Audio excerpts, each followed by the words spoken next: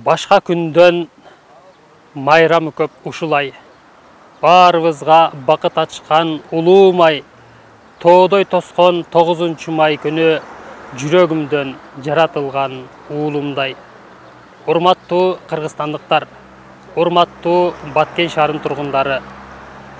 Согуш, тынчтык бул жашоодогу ак менен карадай. Согуш дүйнөнү талкалайт, ал эми тынчтык адам баласына жакшылык каалайт.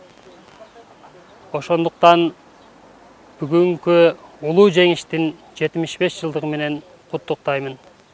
Дагы бир жолу жеңиш майрамыңыздар менен.